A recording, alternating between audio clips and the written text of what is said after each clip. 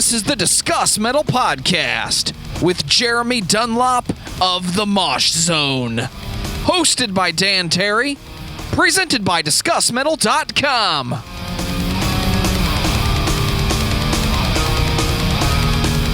What is up, everybody? Welcome to another episode of the Discuss Metal Podcast. My name is Dan. I'll be your host for this evening. I'm your host pretty much any evening that you're listening to this podcast. But tonight, I have a very, very special guest for you guys. It is Mr. Jeremy Dunlop of the Mosh Zone. What's going on, man?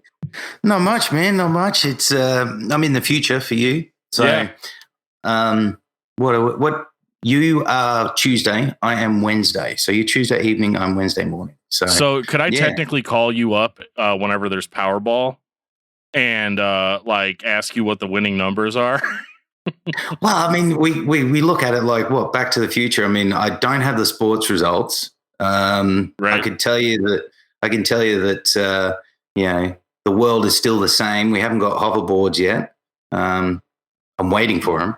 But you know, it's quite funny. You and I are used to the looking at each other probably in the same time zone. But you're used to it. I'm used to this. Nighttime for you, daytime for me. You can see the sunshine in the background. Yep. So, the sun's going down over here. I'm getting a little bit of light coming out of the windows, but that's about it. It's just going to be a wood paneled dungeon for the rest of the night for me, which is how I like it. That's actually the number one comment I think I get on YouTube is almost every video I post. Somebody's all like, let's talk about that wood paneling. And well, I mean, it's distinct and it doesn't change. So, hey. Definitely not. Is that a Godzilla poster? Absolutely, 100%. And Evil Dead. And Evil Dead. And Zayo. Always, I don't have to explain that one. No.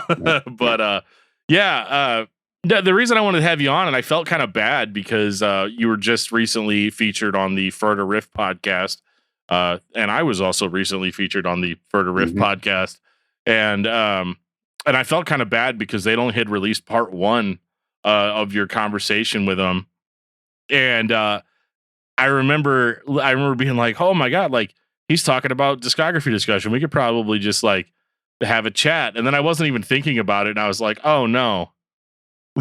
I'm gonna totally throw this thing out there before they even have part two out. But for spoilers, how long do you think part two is? I think part one was like 3 hours. I think it's probably about at least another 2. The fact that there was a toilet break in it was actually just by chance that's caused a halfway point. Right. Those boys were funny, and it was a weird thing for me because they could see me, but I couldn't see them. Right. So the whole time, I was interacting and doing things, and they could see it, but I couldn't even tell which voice was linked to who. But great boys. Yeah, it was the same for me. We use Zoom, and it's funny. You beat me. I think you got a longer runtime than I did. I was the reigning champion for I think 2 weeks, something like that, for the most long-winded podcast interview of all time.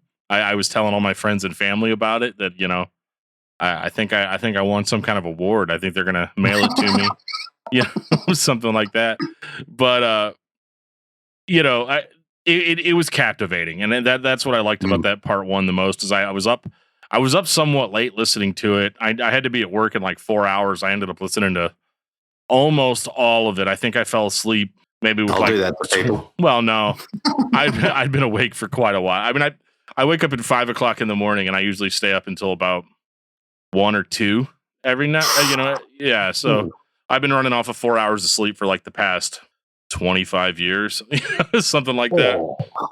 Do you have a sleep in? Like, do you ever sleep in? Not since I had kids. Well, I used to. I mean, my wife and I had COVID. I guess just about 3 weeks ago, and I want to say she got to sleep in. She got hit a lot harder than I did. I had like half of a vaccination in my system. I hadn't gone and gotten the other one yet, so I don't think I got hit nearly as hard as she did. And so she got to sleep in like a whole bunch of times, which was super cool. But yeah, this was, this just, you started off with a conversation that was just very near and dear to my heart. And I won't spoil it for anyone because it's a good story, but you guys were talking about podcast guests and how, like, you know, you were speaking my language 100%. Like with some of the stuff, you're like, yeah, you know, people will say they're going to show up, and, you know, you tell them, you know, ahead of time what the show is, you know, why you're doing the show, what kind of questions that you're going to ask, you know. And one of the things I like the most about the Mosh Zone is that it's very autobiographical. It's one of those like kind of similarly to what we do with discography discussion. There's a certain sense that if you listen to the Mosh Zone interview, you know a lot about that band coming out of it. You know? Well, I mean, it's kind of essential because, as you know, also with booking guests, you're not always going to have the Corey Taylors or the James Hetfield. So you are going to have guests that people don't know. And it's essential that you take them along a ride where by the end they say, well, if I don't know the music, I certainly know this person now. So now I'll go into the music. Yep. But that stuff about guests, I mean, we were saying before we started recording, you know, it's one thing to live in the same country and organize a schedule and a time to meet up on Zoom, Skype, or even the way we're doing it. But when I'm in a different time zone, it can be tricky to line up. And then you have people who think it's not really an issue if they cancel on you, which, to be honest, isn't always personally cancelled. Sometimes people just don't answer the Zoom call or the Skype call or the phone call. They just ignore you. So you think, okay, maybe they got a bit busy. It's understandable. I'll send them a message. And then they just ghost you. They just ignore you. And you think, what was the actual point in that? Like, right. Why waste my whole night? I can't tell you how many times I've sat down in front of my computer with a beer, ready to go. You know, I got all my stuff done. You know, maybe I even shaved that day. Like, who knows? You know, like just something. And, you know, and a lot of the times this is like time that I got off work, you know, or I remember on Brutally Speaking a couple times I rushed home on my lunch break to be able to do an interview, you know, and, you know, so you're putting all this personal time, and like for me in the evenings too, it's like it's time away from my wife, time away from my kids, you know, all that stuff to do the podcast. And it's like the least you could have done was send me like a fucking message saying, "Hey, I'm currently you know, I can't make it, or because I have diarrhea or something." You know, like whatever. Like make a shitty excuse. Like that's fine. Like just let me know that I can just put my stuff away and go back upstairs and not worry about it, you know?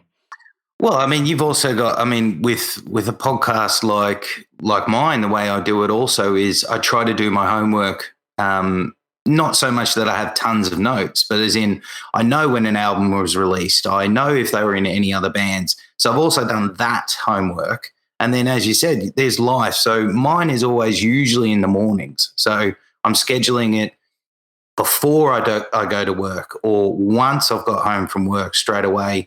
And like you said, it kind of throws everything in the mix. And then my wife gets annoyed with it, but it's the desperation in me as a podcaster that I will then still hunt that person for a bit, but it will reach a point after maybe another one or two attempts that you just think this person's just being rude or inconsiderate, or maybe, unfortunately, that's the kind of person they are. That's one thing that we forget as listeners of podcasts, that they are different personalities you're dealing with. So some people are introverts, some people are extroverts. And that's also how things come across when you're recording a podcast, unfortunately.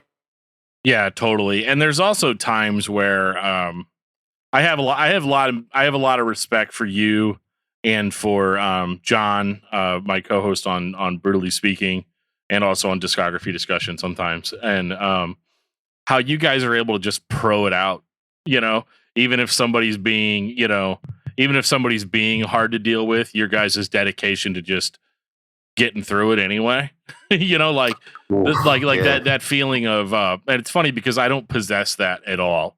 There have been so many times where I'll get like 15 minutes into an interview, and if I even catch wind that somebody doesn't want to be here or doesn't want to talk or is just kind of generally being shitty with their answers, I'll just be like, all right, cool, thanks a lot, and then just cut it. I had one of those in particular where I was interviewing a solid state band, and they were actually ex-members of X-Toll, and okay. like the band was called Mantric, and this is not insulting to them. This was not. They did not have it. The guy did not have a shitty attitude at all. I did.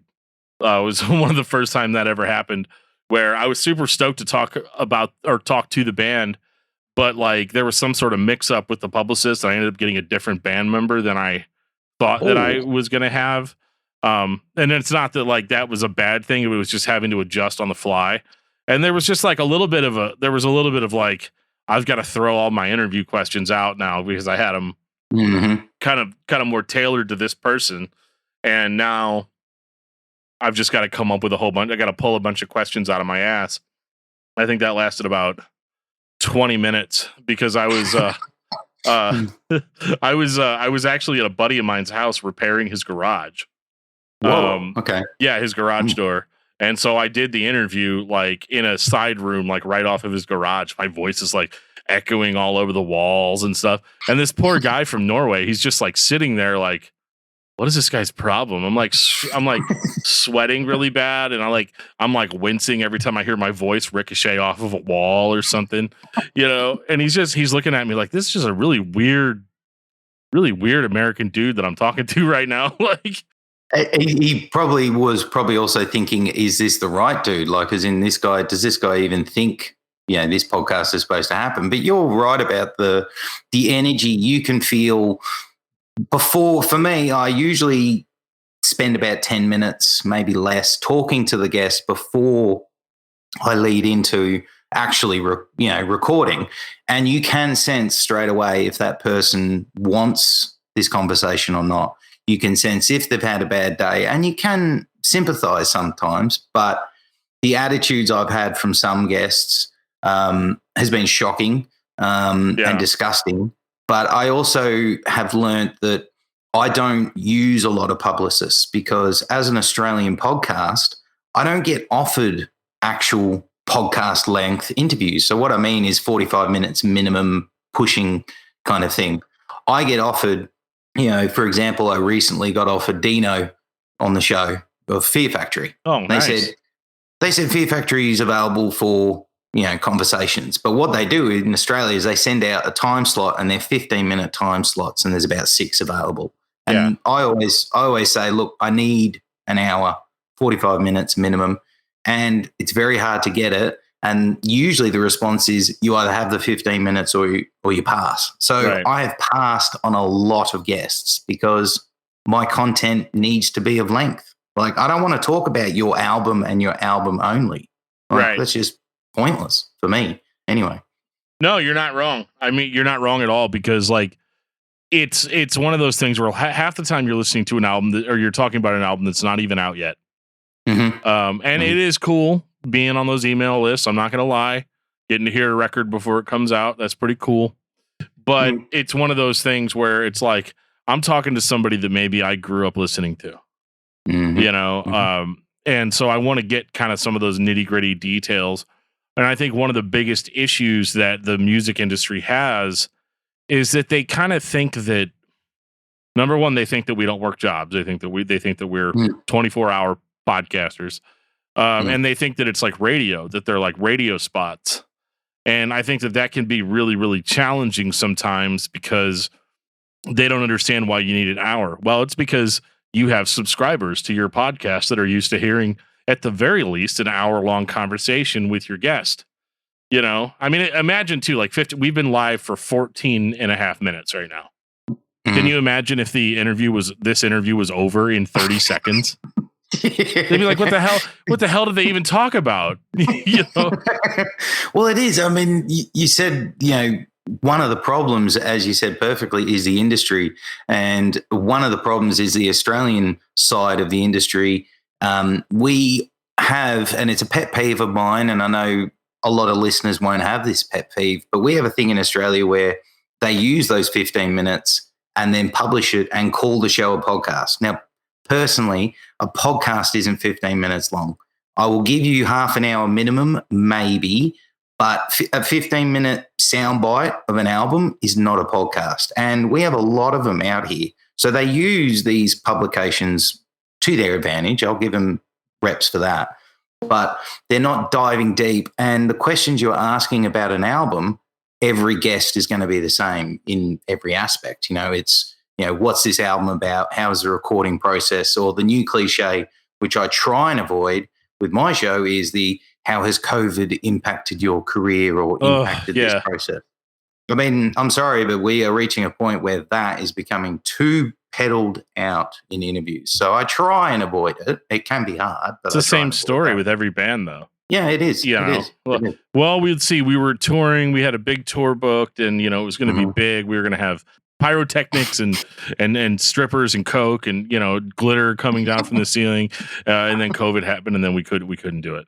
The whole that's every single COVID story, and it's more like they're just kind of setting up for commercial. And I definitely didn't bring you on to just bitch about how much it sucks to podcast, because obviously it doesn't suck. We wouldn't do it if it was a miserable experience. But it doesn't. But I also think it is an interesting side to discuss in short, or however long before we gear into the next kind of natural progression of the conversation. But I think some people don't realize, as we were talking with guests, is the amount of time and energy and money that everyone puts in to make their podcast their thing. So, for me, for example, I don't make any money off the podcast. Anyone that thinks you make money off a podcast is in it for the wrong fucking reason. So that's the first thing. You're not making any money. I spend money to host the podcast on certain providers. There's the first thing. I have to take the time to schedule guests. I have to take time to record guests. I have to take time to produce it, edit it, get it online. I mean, there is a lot of things that go into it, but I thoroughly enjoy it. Like, I wouldn't still be doing it if I didn't enjoy it. There are some low points. You do, naturally feel like you're going nowhere. You feel like no one's listening. I've had many of those moments over we're going into 3.5 years of it, but you persist with it because doesn't matter the size of the guest in, popularity that I have on. I get excited, whoever it is that I'm speaking to them. So it makes it worthwhile. Well, that kind of leads into sort of something else I was thinking too. Have you ever had to interview? Not had to, but have you ever interviewed somebody where you were not a fan of the music? I've had. Yeah, look, to be honest, every guest I'm very privileged to have on the show. But in the first 10 episodes, there were 2 guests or 2 bands that I wasn't a fan of. But it was all about trying to get the ball rolling. One was both were Australian bands, actually. And you don't want to say to the person, I'm not a fan. You still treat it like you're a fan. You need to imagine that their fans are listening. So you got to be excited. You can't go in with an attitude of, I hate your music. Right. But I have also turned down full-length podcast opportunities for bands I just can't stand. I'm like, well, there's not being a fan and there's dishating or hating. Sure. Yeah. So, I mean, unfortunately, those early ones, they're very good musicians, but they just weren't my cup of tea. But, I've been very, very privileged with who I've had on the show and what I've been able to obtain. It's crazy. I was thinking yesterday, I went back and looked because, as you know, you forget sometimes what you've done, on the show. So I went back 164 episodes. I was like, let's go back. Let's have a look. And I was like, shit, I can't believe I had Des of Devil Driver and Coal Chamber on the show. Right, yeah. Like, fuck. And I didn't have him on for 15 minutes. I had him I think he talked for nearly an hour and a half. So that's wild. Things like that. When you go back and reflect, it gets you even more excited that you're doing what you're doing. Yeah, and I think it's hard. It's hard in the position where I'm at, where I wear 2 hats, right? I wear the music review. I wear the podcast interviewer hat, and I also wear the music reviewer hat.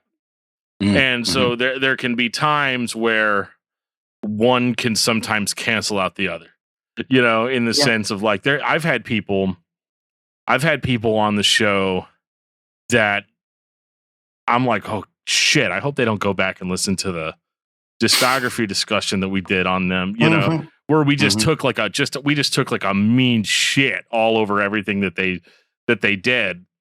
And it's definitely one of those weird things where I'm always worried when I ask somebody to come on, because like you put out 8 records and I didn't like 3 of them, it doesn't mean that I don't want to talk, or that I don't want to have a conversation. And so that's always been just one of those weird things in the back of my mind. We had a situation with a band recently where one of our co-hosts was like really good friends with one of the members of the band, and then we did the episode, and the person like was like, "Don't ever call me, ever again." It was like, "Oh shit," So that. Well, see, I sympathize because part of what you do with discography discussion, majority of people will already know, but the deep dive and the listening, that you do for each band is extensive. Like, I give credit to you, man, because I tried, as you may or may not know, I did for a while do reviews. Yeah, I remember that. Yeah, you used to have like a review as its own segment. Yeah. Yeah, and it was, I only listened to each release 3 times, but that was a lot for me. And I got bored of it, but also I was a bit too honest, a bit too opinionated. And I started, like you said, getting worried. So I started being concerned that if I'm going to absolutely trash this band's album, if I get offered or if I try and get them on the show, they won't be interested. And I had bands message me and say, "Thank you for reviewing the album. We hope you listen to it again and maybe give a different review." And it was like, maybe. No, sorry. Anything's possible, but probably not. Yeah. No, not with the words I was using either. If you heard the further riff, I referred to Hailstorm, but that was, not a band that got back in touch with me, but there were bands like Painless, who were formed out of Amua and Defiler, I think it was. Yeah. I think the vocalist was Defiler, but I, was very honest and trashed the hell out of it. And they got in touch with me. 3 of the 5 members got in touch with me and said, would you be interested in listening to it again, or could you have us on the show? And I just thought, I don't think they want to be on the show for genuine reasons. I think they want to come on and try and counter attack me in a way. So, yeah, I've kind of taken that into its own kind of content. My policy has always kind of been that, like, if you reach out, like, because I've had a few, obviously, with what we do on discography, I've had numerous bands reach out. It's actually funny because the one where the person said, "Don't call me ever again." That's the first time I've ever had anybody react that strongly. Most of the time, I hate to say it, but most of the time the bands end up being rad as hell. Like, they're super I even had a guy reach out to me and he's like, "Hey, thank you so much for giving these albums a negative review, because this is the way I've always felt about them personally, and I was on them. And you guys are the first people that have ever just like shot straight on it and said, look, this isn't fantastic." And so my policy has always just been like, yeah, absolutely come on the show. And if you think I'm wrong, explain why, And a couple people have taken me up on that, I had one, I think it was Few Left Standing, where I was really stoked about them because they were going to be on Furnace Fest. They're still going to be on Furnace Fest, but it was like the previous Furnace Fest that ended up getting canceled and rescheduled. But we did an episode on them, and I think I had made a comment that like their second album, while being strong musically, sounded like sonically inferior to their previous record. And he's like, he messages me and he's like, "You really think the record sounds like it was recorded in a broom closet?" And it's funny, I totally threw Joe under the bus. I go, "Oh, there's no way I said that. Joe must have said that. There's no way I said that." Your discography discussion, the way that you can be creative and real kind of know-how descriptions of music is also what makes your show so enjoyable. my reviews were reaching the point where I didn't have so many words or analogies I could keep using. I just kept feeling like I was repeating myself. So it was like, I'm not enjoying this element, which kind of leads to a thing about with podcasting that, as you know, you got to be willing to adapt and change. You got to be willing to scrap something because, as we're saying, you got to enjoy it. So I wasn't enjoying that. So I don't want that to feel like it's a task. So if I'm not enjoying that, remove it, focus on what I enjoy. It's important. It's important. Well, one of the cool things that you do on every interview is the pick your poison sections. Yeah. And I think that's super cool. And I know you talked about this a little bit on Fur to Riff. Whereas, definitely everybody go listen to that episode because it's like going to be probably even more detailed than this one. But how did you come up with those questions? Because you ask everybody the same questions, but they're really interesting. Like I'll sit there and think about every time I listen to an episode, I'll answer the questions in my head differently, Mm-hmm. And it's like, was there something to those questions, or did you just write them down one day and you're like, these are my pick your poison questions? Well, it started out because when I was doing, before I got into podcasting, I was doing radio. And in radio, I was finding that when I was finishing, I was literally one of those 15-minute persons, and I was having these interviews, but I was finding that there wasn't a natural way to end the interview. Otherwise, it would just end abruptly and you wouldn't have an end point. So I was creating little kind of pick your poison things in that when I was doing it. And then when I started the podcast, part of what I did was spend a year, give or take, of study, homework, and preparation. One thing I wanted to make sure was that there was an end to the chat, that you knew that if you wanted to tune out before the music played, you had something to finish on. So it was pick your poison. So what I did, and I've got the piece of paper here, what I did was I started writing out, what would happen if I was given 1 day left and I had to choose between something. Okay. So it went through this is still from 3.5 years. You can see doodles on it. Oh, yeah. There's all kind of questions. That's awesome. But it constantly evolves. Like I've added things in there because, as you also will have noticed, is some people I have on the show don't like wrestling, so they won't get wrestling pick your poisons. But sure. there's wrestling ones there in case the person likes wrestling. And it's always adaptable. But I've got the core scribbles all over this piece of paper, and the thing I enjoy about it most is the genuine reactions by some guests to pick your poison. I just had Elias from Nonpoint on, and his reactions were golden. I mean, he felt like this was going to absolutely destroy him if he didn't answer correctly. And I love that reaction. It's like, it's genuine because, personally, if someone said to me, you have to have a pizza or a burger right now, go, probably not the easiest thing to answer. So, of course, these aren't going to be easy. I've changed my answer 12 times on that. It just depends on what day it is.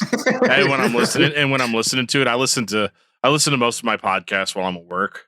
And then I feel guilty because like one of the hardest things for me is that like I have to like it's a really weird combination of like I have to make sure I listen to 3 albums by this band every day. But then I also want to listen to these podcasts, and I want to watch my YouTube videos, and I want to watch my true crime shows, and I want to do like all this other shit that I do that's like outside of me doing the podcast. But I always end up listening to Mosh, so I listen in this order every week. I don't listen to episodes as soon as they post. I kind of save them up. So I'll listen to the new Roach Coach.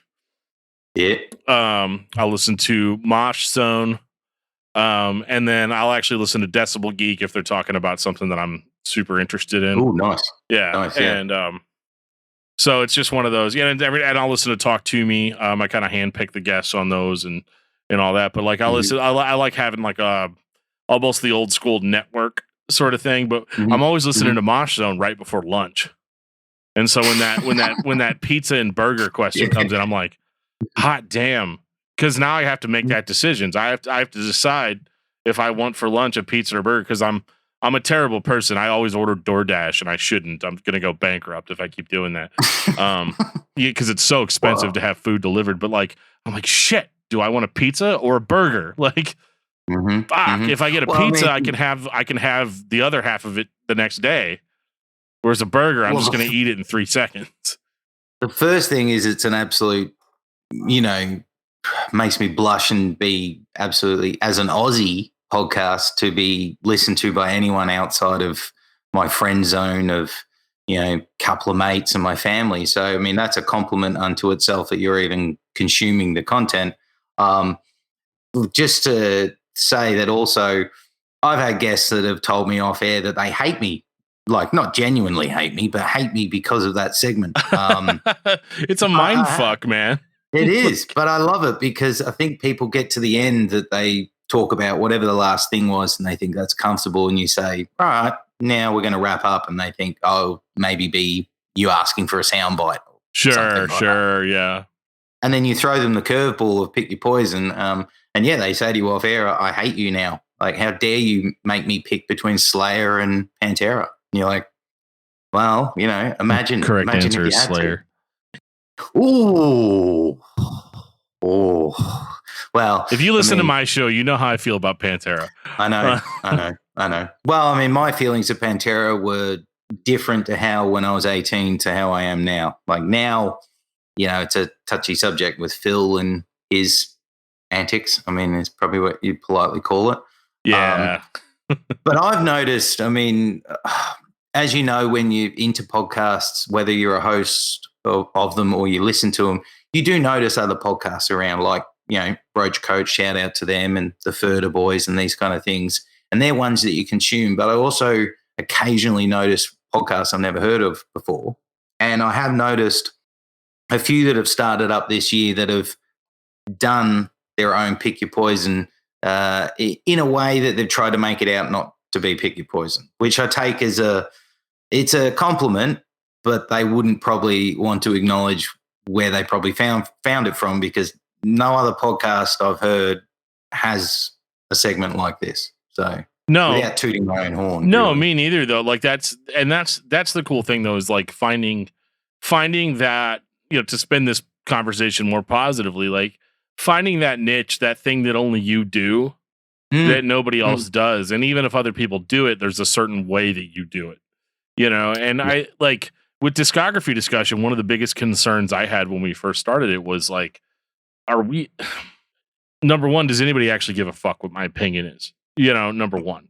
Number two, it's one of those like, I just assumed when we started that there was going to be like 18 billion other podcasts doing the exact same thing that we were doing. No. And then as I went on to it, I was like, no, there's nobody that does what we do. Like, and it's not even like tooting my own horn, but it's like, it's true. Nobody's going to sit down and listen to every Iron Maiden album in 1 week.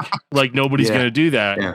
And I had COVID while I was doing it. Like, I'm sitting there like, all right, let's go Power Slave. Let's do it. Like put it on, and I'm like writing down notes and stuff about like on every single record. And, it's just finding that thing and just absolutely exploiting the hell out of it. I think it's very important to, as you said, find your niche. I think it's important to back yourself, as well. One thing I mentioned earlier is homework. So I didn't go around in a homework sense and see what was out there, but I knew just through common knowledge that there were interviews with other musicians on X, Y, and Z shows. Yeah. So I didn't want to listen to them. It's like writing an album. You don't want to listen to your influences before you write the album. You want to steer away from it. But I wanted to, my thing with the Mosh Zone from the start off was, I felt like as a kid when I listened to bands, I put them on a pedestal, like they were gods, no matter what. And I never felt like they were relatable. So I wanted with the Mosh Zone to show people that they are normal people, that they go through an experience like everyone can, or maybe don't. And it's a behind the peak curtain at that person and that band. And I felt that there isn't many like that. And there are some alternatives, but you got to back yourself. You think what I do makes me happy, and whether it gets out to 4 people or 400 people, it doesn't matter. What I'm doing is good content. You just got to back yourself. You got to be confident. Don't be overconfident, which is also hard. But just run with it. What you do with discography discussion, there isn't any. I haven't found them, but I haven't been looking for them. But I know when I want an in-depth look into a discussion of a band's music, and from a good perspective too, because your opinions are educated opinions, I go to you guys. I'll go to the other side. Is it the other side? The one. The other side, yeah. Yeah, the other side. I go to that for a fun take on slashers and serial killers. Yeah. You find also listening to podcasts, you'll find what you enjoy. And I used to beat myself up on content, as in the quality of content and the quality of guest. I don't now. I just know that if I'm happy with it, I'm happy it's out. Because some people tell you should only have names or you should only have big content. It's not like that. Well, how many people reach out to you and they're like, "Well, you should get James Hetfield on your podcast," and you're like, "Oh fuck, you know what? Hang on, I got. Hold on, let me pull out. Okay, I got. Let's see. Let me look at my Rolodex. I got James Hetfield. Okay, hey James, you want to come on my show? And he goes, yeah. It's just. I get it a lot because of shows like Justa and stuff. They see Justa has, I don't know, let's say he has Rob Flynn on the show. And I used to get a lot of messages like, when are you going to have Rob Flynn on? I'm like, dude, I don't have the connections that Justa has. I mean, look who he is, where his standing is in the industry. Of course it's easy for him to get Rob Flynn on the show. Not me. So if that day comes, yes, you'll get that show. But let's just enjoy what I can get, because, it takes dedication to get these people on the show, and I'm really happy with it. I hope you enjoy what you're getting. Please don't say this person's not as good as that person. Every person is valid in their position on the show. Well, yeah, and like you have somebody like Josta where he's been in the industry, he knows everyone. He actually does have these people's numbers in his phone, whereas guys like us, the best that we can do is message their management and ask if, hey, is so-and-so doing an interview? I mean, I've been very lucky on Discuss Metal, especially. I am able to, a lot of the times, just get through the musician. I can't tell you how many times I've gone through management and management's been like, no. And then I find somebody on like Facebook or on LinkedIn. It's kind of creepy too, because I think to a certain extent, it is stalking. Yeah, to a certain degree, like looking somebody up online, trying to find them through socials. And half the time though, I'll send them a DM and be like, "Hey, I want to do a podcast with you, but I don't want to promote anything. I just want to talk about like you and what your musical influences are and how you started and all this stuff or whatever." Half the time the musician's like, hell yeah. Yeah, well, I mean, I love, probably my favorite ones are ones that are people that have been in the industry longer, or they're in a band that maybe is not active anymore, because, as you said, they're so excited to talk about days gone and the music they did and what they're proud of and what went wrong or anything like this. But it is stalking, man. Like, I remember when I started, it was, of course, emailing every management and every record label that you could, and inboxing every person that you could. You don't get a reply all the time, but I remember that the wife used to look at me and just be like, because I'm not on my phone all the time, but I was on my phone all the time, and Rachel would look at me and be like, "What are you doing?" And I'm like, "Oh, I'm sending email 46 for the day." Yeah, just going at it. But it is exciting when you get a reply. Doesn't matter how big the band or how small the band is. When someone gets back to you, it makes you excited. But I've also had Matt from Shia Lude on the show. I know you have as well. He's a great dude. Yeah. Great dude. And I remember reaching out to him and I thought, don't know if he's into it. And I sent him a message and he said, "Oh, I've been listening to your show already. Yeah. I wondered when you were going to reach out." And I'm like, oh, okay, yeah, sweet, let's do it. Like, I mean, that's what makes it even better, apart from doing it because you love it, but when you know that person has listened to the show and they want to do the show, it'd be a bit weird if they said, oh, I've heard your show. Sorry, I'm busy. It's trash. Yeah. Shit house. Damn. Oh, yeah. Okay. But, I've had that a bit lately with certain guests, like Elias from Nonpoint. He is the only podcast episode I've had where they reached out to me. That's awesome. Me. He inboxed me and said, I've heard a few of your shows. Would you be interested? I was like, yeah. When do you want to do it? Yeah. Like, dude, I know he was intent, pushing what he wanted to push, but hey, he wanted to be on the show. That has never happened in 3.5 years. Yeah, we've had Rob from Nonpoint on a couple of times, which is hilarious. The first time we had on, it turned into this pissing contest about who knew more about thrash metal, me or Rob.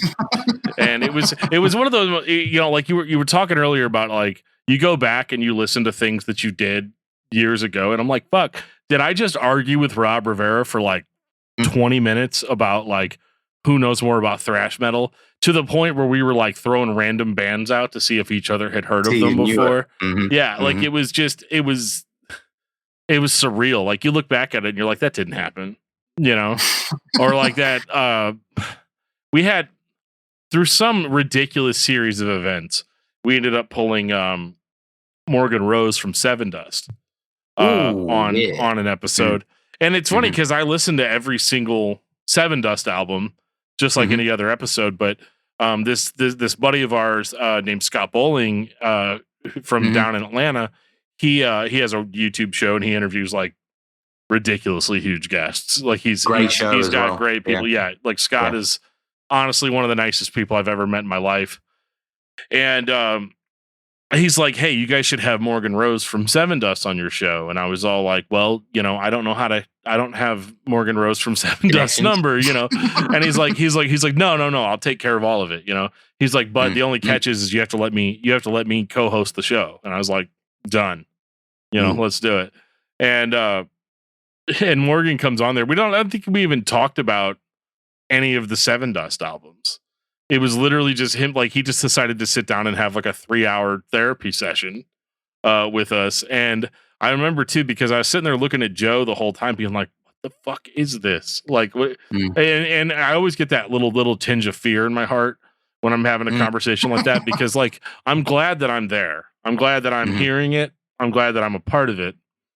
But at the same time, I also am like, are listeners actually going to like this? Or are they going to connect with this? Yeah, they love it. I mean, one thing that you put into your show we've already talked about is the planning and the time with the listening of the albums. It's relaxed. It's not forced. I think that's something also, if you're doing a podcast or thinking about doing a podcast, is I had everything planned originally for the first few, and I was very rigid with what I asked. But as you know, the further you go in, I don't want to say you don't care, but you reach a point where you're just like, I know this is going to flow. The confidence will come. The structure will always be there. And you have to, I've interviewed people where they went so far this way and I'm like, well, actually, I want you back this way. So that takes practice. You got to practice bringing the person back where you want to go on that path.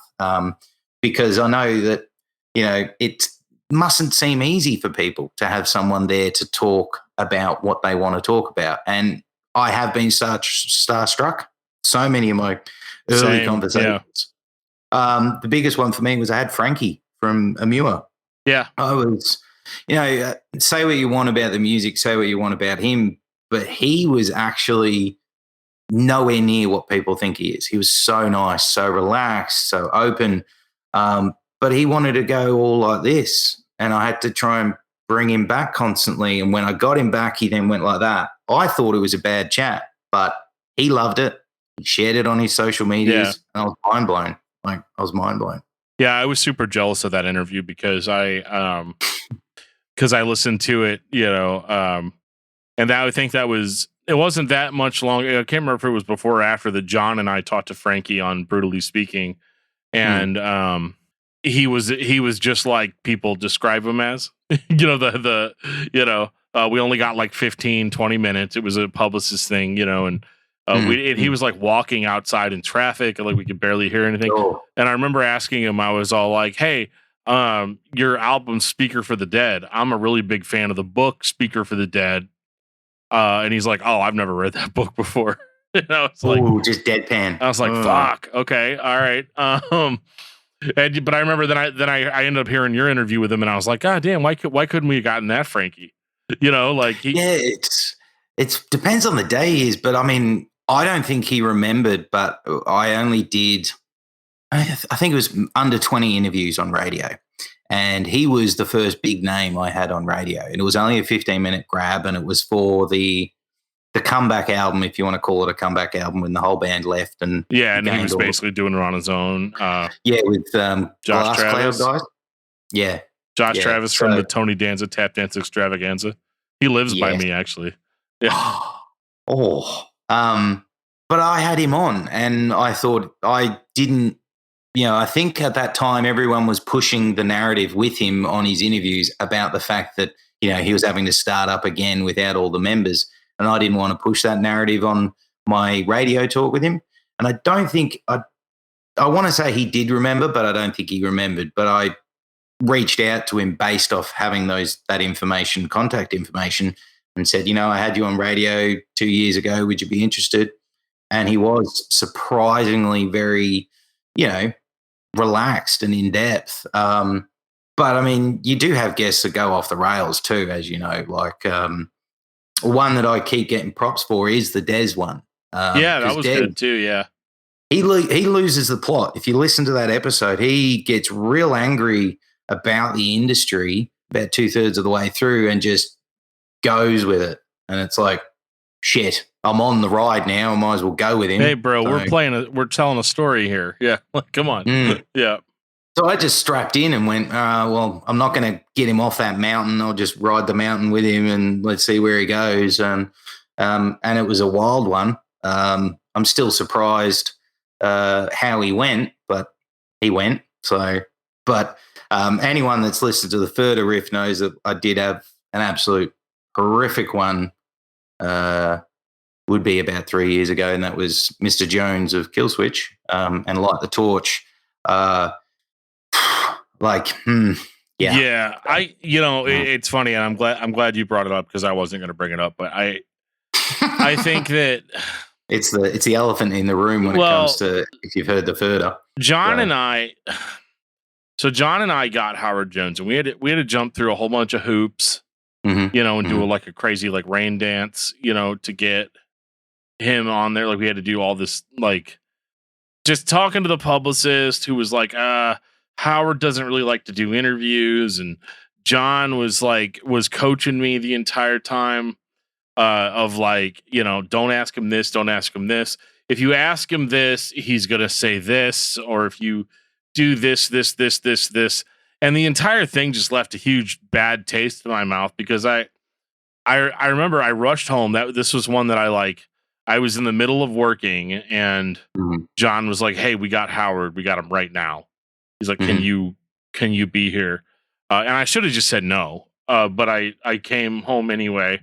And this is a few years ago. So I was over across the room from where I'm at now, up against my windowsill with a little MacBook Air and a shitty, sitting on a shitty card table with a US with a USB mic.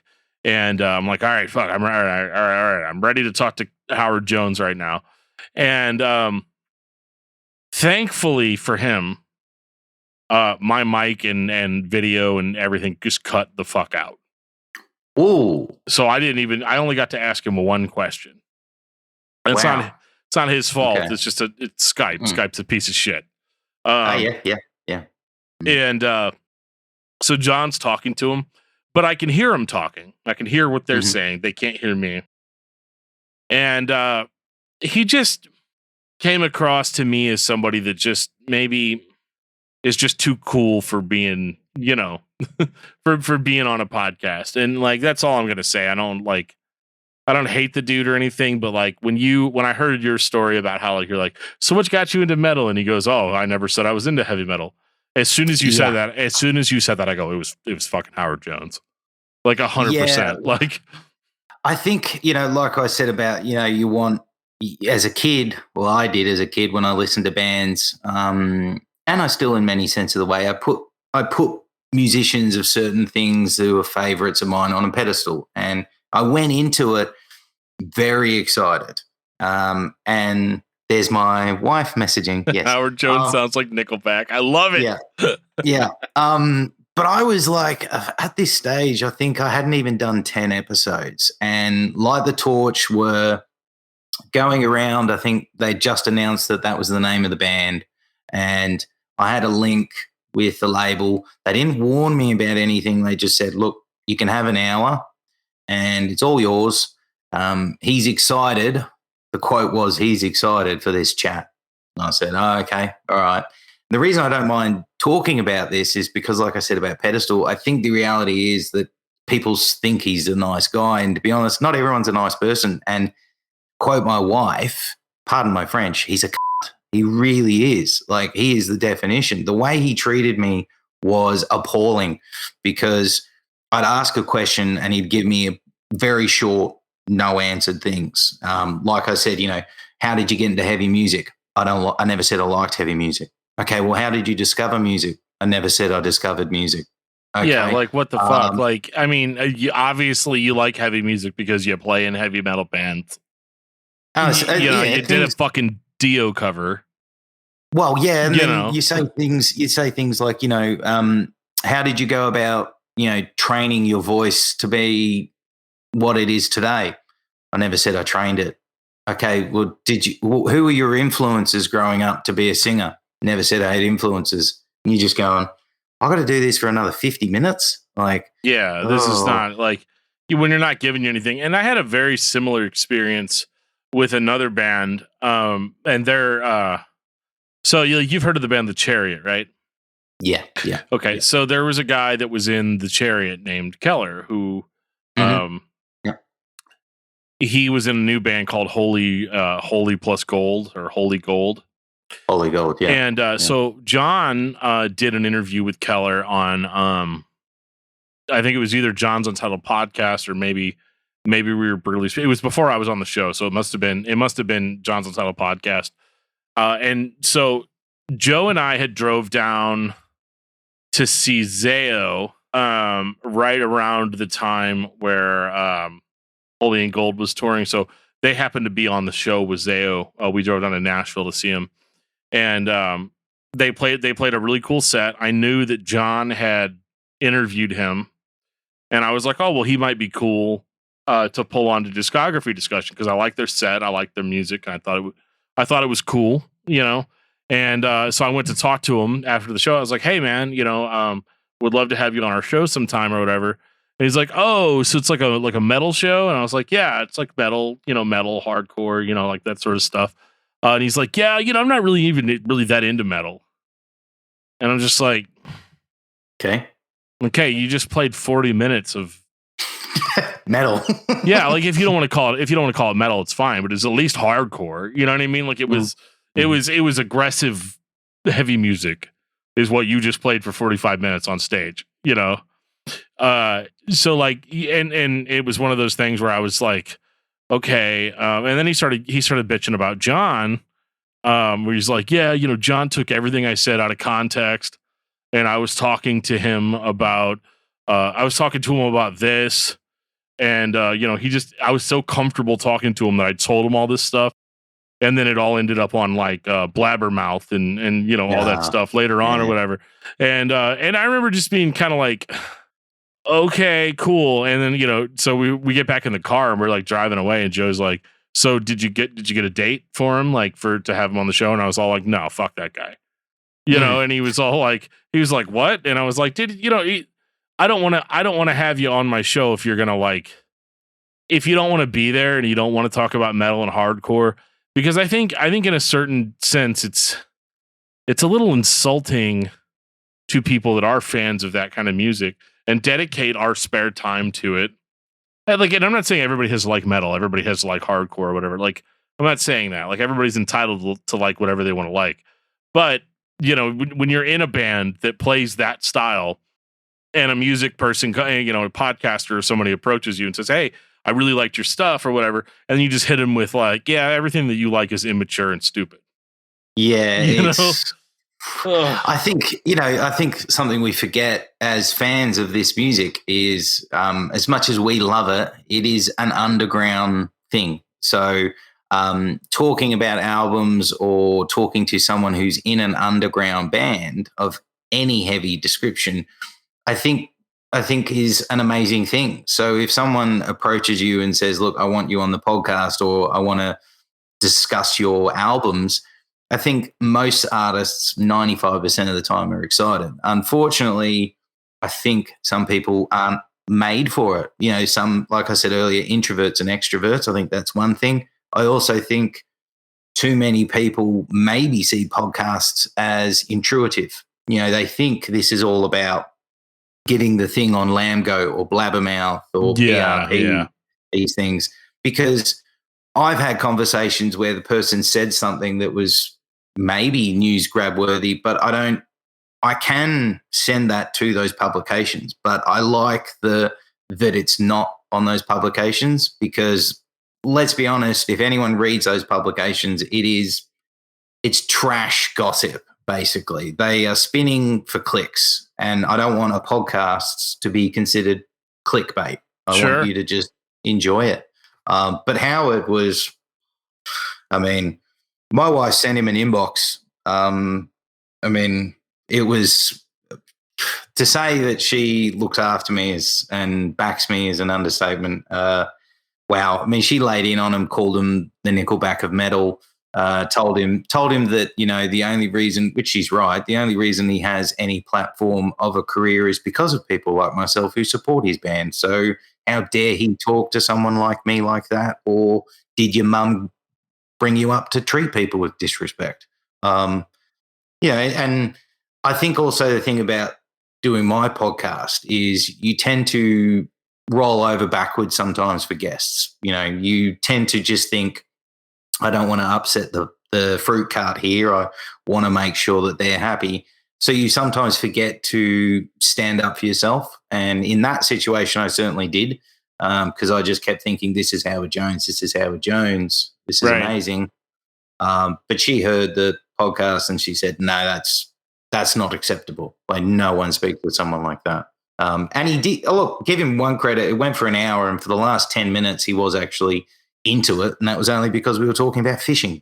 Right. So he likes fishing. Then, tell me at the start, "Hey man, I really like fishing. Let's talk about that." And you'd have already been like, "Well, it's a little unusual, but I'll make an exception for Howard Jones." Like, it's fine. But yeah, I feel that. Do you, with your, I know you guys say on your discography discussion that you have like albums you haven't done, as in like artists you haven't done. So an interesting question over you is, do you approach your shows in any way with a bucket list mentality? Do you go and say, I really want that person, then hunt that person? Or do you let it flow naturally with what's coming up?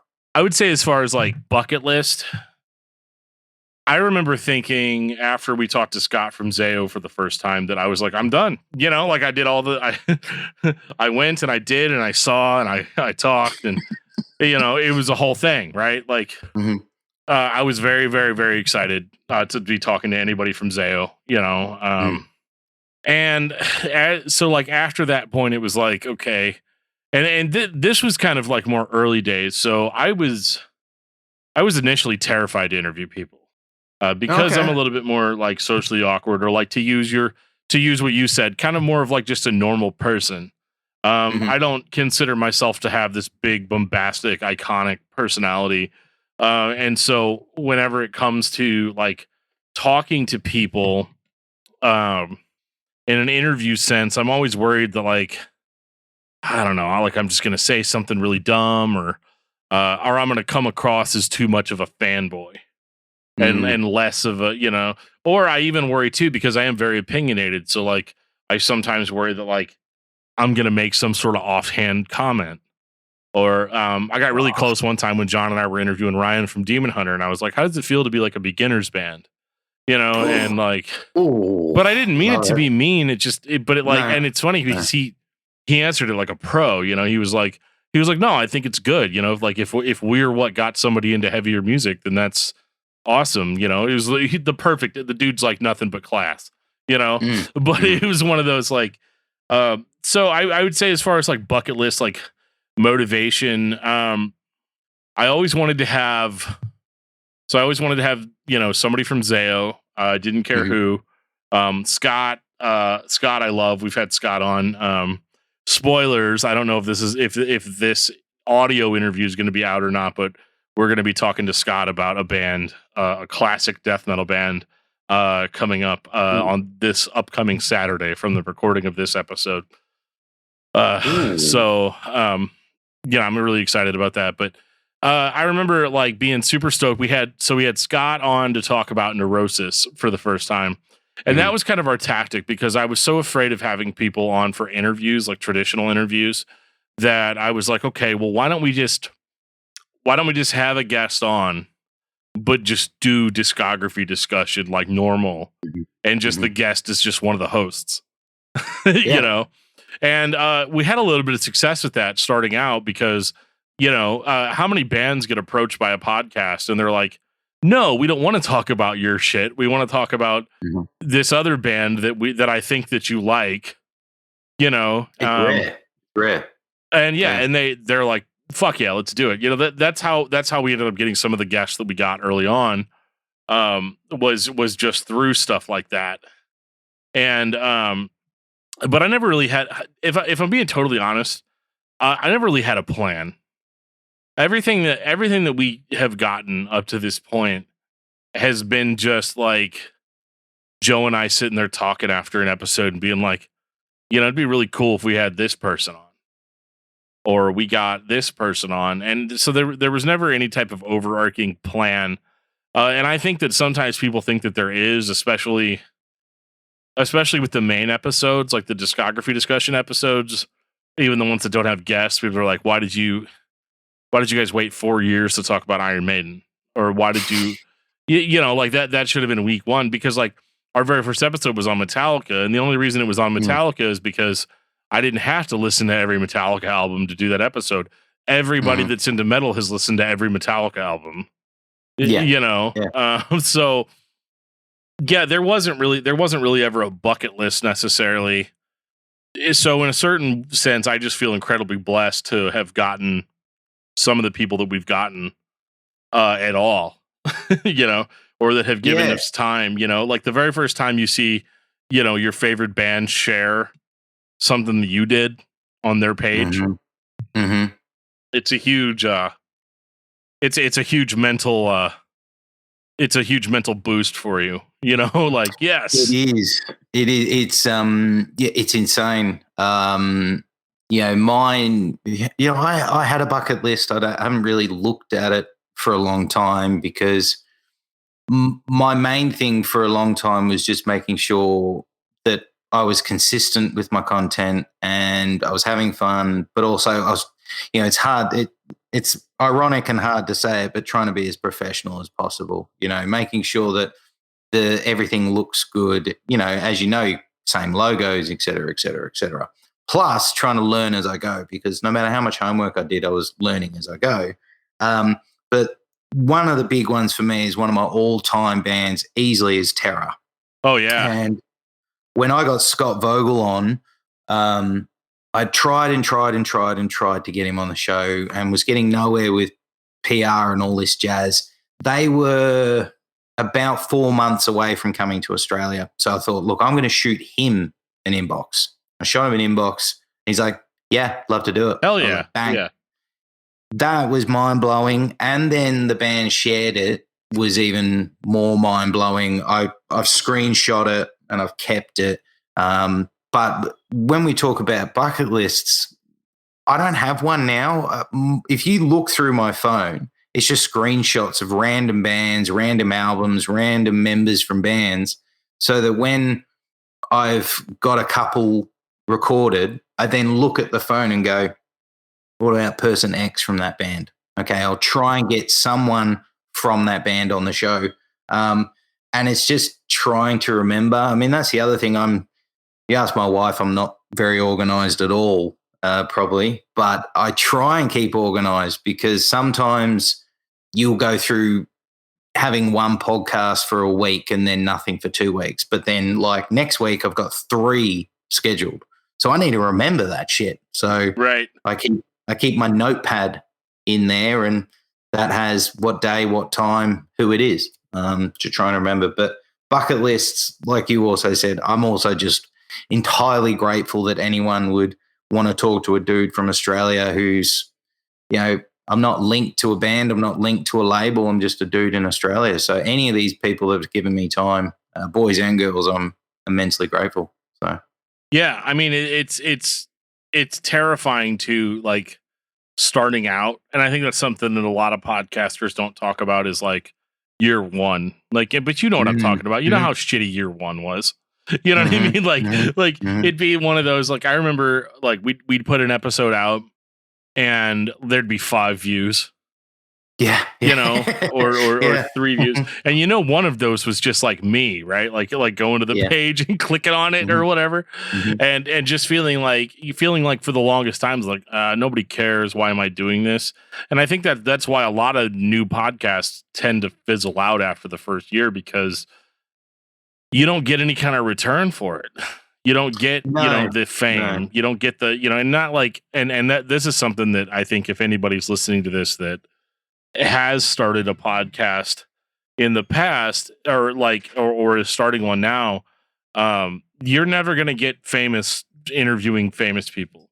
No, you're doing it for the wrong things if you think that. Yeah.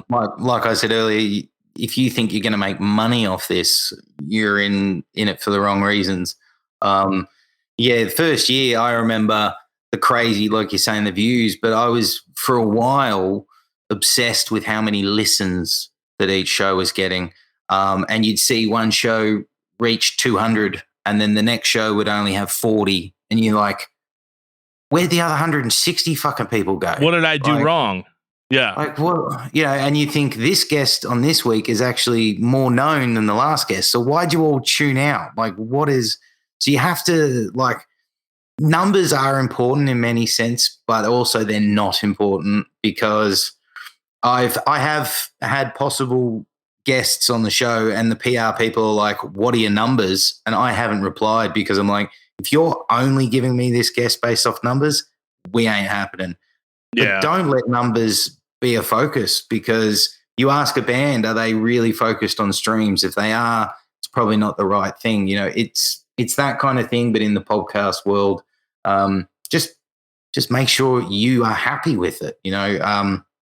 A lot of my early shows I wasn't happy with. I put it out and then I'd be like, oh, shit. I actually took them down, re-edited them, and then put them back up a couple of days later. But, the first year also was technology. The amount of time I used to spend editing a show was insane. I'd spend 2 whole afternoons.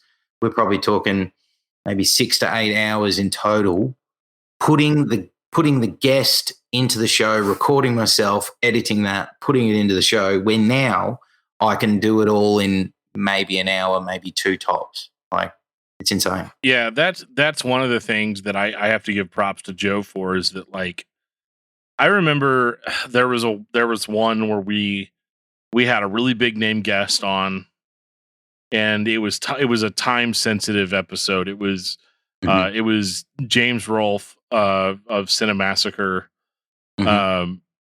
And he had attended the very first Judas Priest show on the Firepower tour, and he wanted to come on our show to talk about it.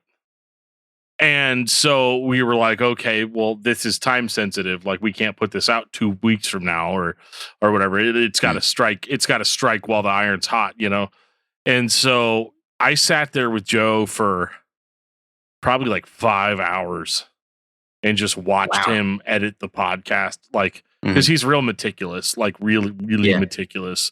And and I don't know how he does it week after week after week after week, especially like when I send him interviews where I'm like, all right, we're gonna take a pee break now, or I'm like smacking my lips real hard on the mic, or whatever it is, or I'm like setting beers down real hard, like that. And like him having to kind of like work his way around all that stuff.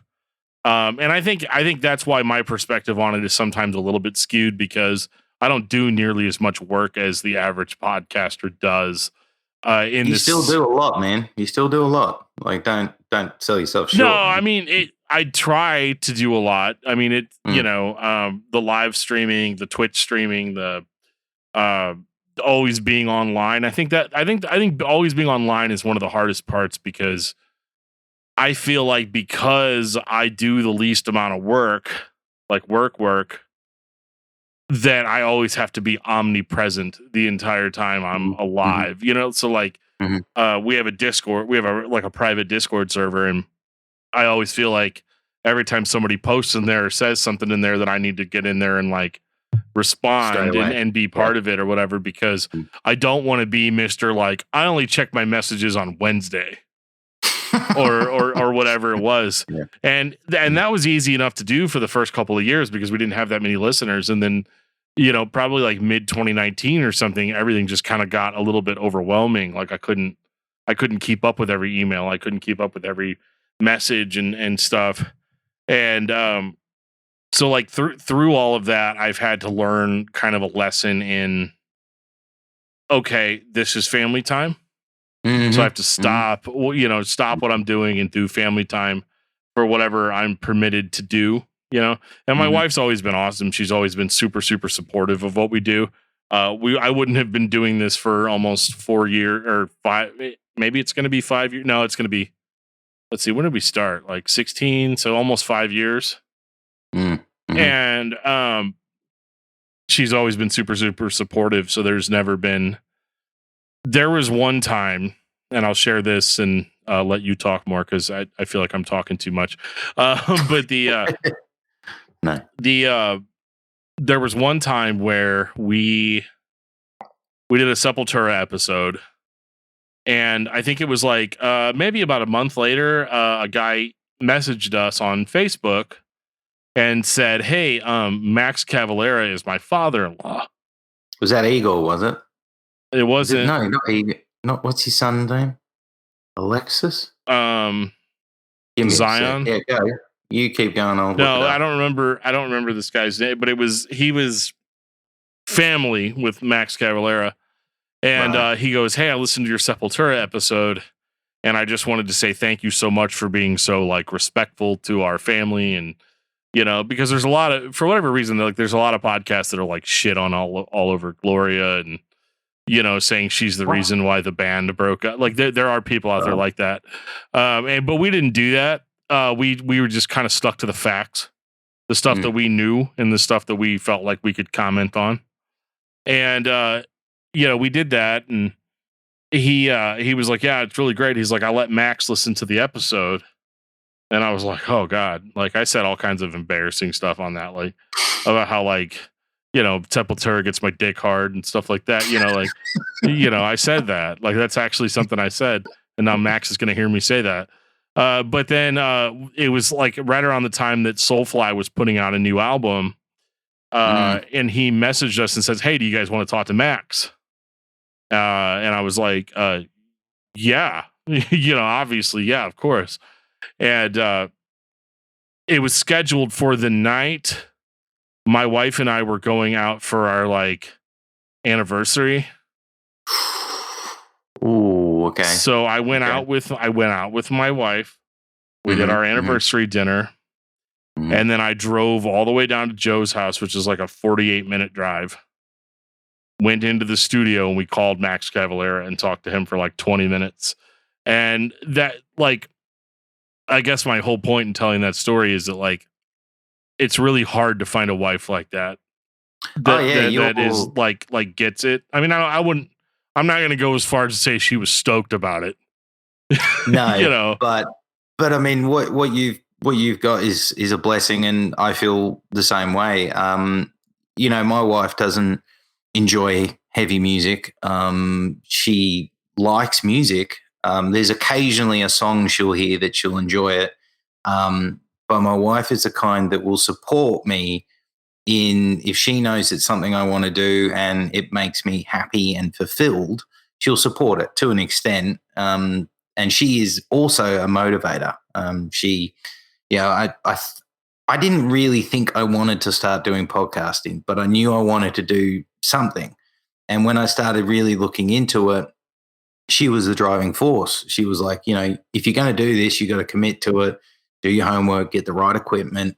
So like for Christmas and birthdays, she was getting me a microphone, or she'd get me this and that and that. So she was essential in it happening. One thing with podcasting, as you also know, is it tends to preoccupy your time so much that internally as a podcaster, you will feel guilty at times that you are spending so much time in your room doing X, Y, and Z for the podcast. And it's hard. I think sometimes the reason other podcasts don't go after a while is because they don't realize how much they are putting on the back burner. And it can, unless you have that support and that love like yourself or like myself, sometimes it's not going to be possible because, we built a house and, I need to do landscaping with my wife for the house. And she'll say, she literally now says, what have you got on? And if I say I have an interview at 8:00, she'll be like, can you reschedule? Or, because I'm in many ways telling her, you've got to pause because I've got to do this. And I'm not doing it to bring in money. I'm just doing it because I like talking to random people and bands. It can be difficult. So I'm forever grateful for her. But I think podcasting in general, we're a weird breed. I think we're very unique. A lot of people think I'm an extrovert, but I'm not. I'm very much like you. I'm very introverted. My wife always reminds me I'm introverted. But I think just in this environment, I become a bit extrovert. I hated the idea of talking to famous people. I remember shaking. Like my leg would do that the whole time for the first few conversations.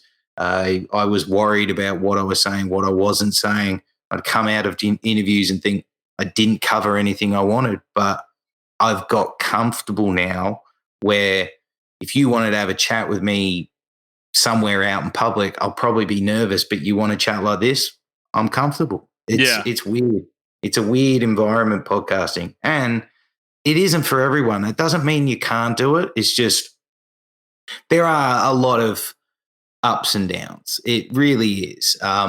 Staying motivated for me has been probably my biggest hurdle because you do feel pretty isolated in what you're doing.